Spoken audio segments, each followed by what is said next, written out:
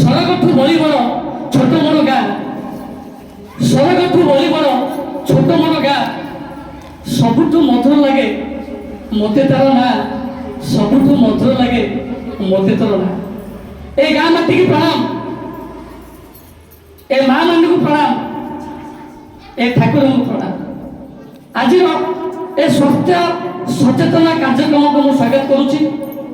ମୁଁ ପ୍ରଥମେ ଆମର ଯେଉଁ ପିଲାମାନେ ଅଛନ୍ତି ଏ ପିଲାମାନଙ୍କୁ ନିବେଦନ ରଖିବି, ଆମର ଯେଉଁ ଅତିଥି ମହୋଦୟମାନେ ଆସିଛନ୍ତି ସେମାନଙ୍କୁ ଟିକେ ଚନ୍ଦନ ଚର୍ଚ୍ଚିତ କରିବେ।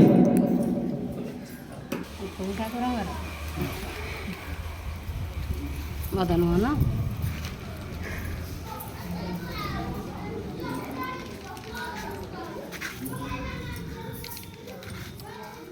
ବହୁତ ଭଲ ଝିଅ, ଆଉ ତାଙ୍କର ବହୁତ ଉଚ୍ଚ ଆକାଂକ୍ଷା ଅଛି ଯେ ଜଣେ ବଡ଼ ଅଫିସର ହେବେ।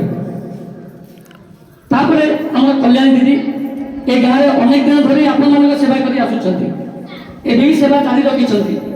এই ଦୁଇ ଜଣଙ୍କର ଏତେ ମନୋବୃତ୍ତି ଉଚ୍ଚ କୋଟିର ସେବା କରିବା ପାଇଁ ସେମାନେ ପ୍ରପର ପ୍ଲାଟଫର୍ମ ପାଉନାହାନ୍ତି। ଆପଣମାନେ ଦେଖୁଥିବେ ଆମେ ଆପଣମାନଙ୍କୁ ଡାକୁଛୁ, ଦି ଦିନରେ ଡାକୁଛୁ, ସକାଳ ଡାକୁଛୁ, ଏବେ ଡାକୁଛୁ, ତଥାପି ଆସୁନାହାନ୍ତି। ପଦ୍ମିନୀ ପଣ୍ଡା, କଲ୍ୟାଣୀ ଦେବୀ ଏବଂ କୁନ୍ତଳା ମାତା ଏମାନେ ପ୍ରଦୀପ ପ୍ରଦାନ କରିବେ। ନାହିଁ ଓ ମୁଁ ଯଦି ତମ ଝିଅ ହୁଅନ୍ତି, ଜଗନ୍ନାଥ ହୋ ମୁଁ ଯଦି ତମ ଝିଅ ହୁଅନ୍ତି, ବଡ଼ ଦେଉଳରେ ନାଚି ବୁଲନ୍ତି, କଳପ ଫଟରେ ଦୋଳି ଖେଳନ୍ତି, ଷାଠିଏ ପଉଟି ଭୋଗ ପେଟେ ଖାଇ ଲକ୍ଷ୍ମୀ ମା କୋଳେ ଶୋଇ ପଡ଼ନ୍ତି। ଜଗନ୍ନାଥ ହୋ ମୁଁ ଯଦି ତମ ଝିଅ ହୁଅନ୍ତି, ଜଗନ୍ନାଥ ହୋ ଜଗନ୍ନାଥ ମୁଁ ଆଳୁ ଉଠନ୍ତି, ମୁହଁ ଧୁଅନ୍ତି, ନରେନ୍ଦ୍ର ଜଳରେ ଯାଇ, ଯେତେ ଥର ଭୋଗ ସେତେ ମୁଁ ଖାଆନ୍ତି, ଜଗମୋହନରେ ଥାଇ। ସକାଳୁ ଉଠନ୍ତି, ମୁହଁ ଧୁଅନ୍ତି, ନରେନ୍ଦ୍ର ଜଳରେ ଯାଇ, ଯେତେ ଥର ଭୋଗ ସେତେ ମୁଁ ଖାଆନ୍ତି, ଜଗମୋହନରେ ଥାଇ।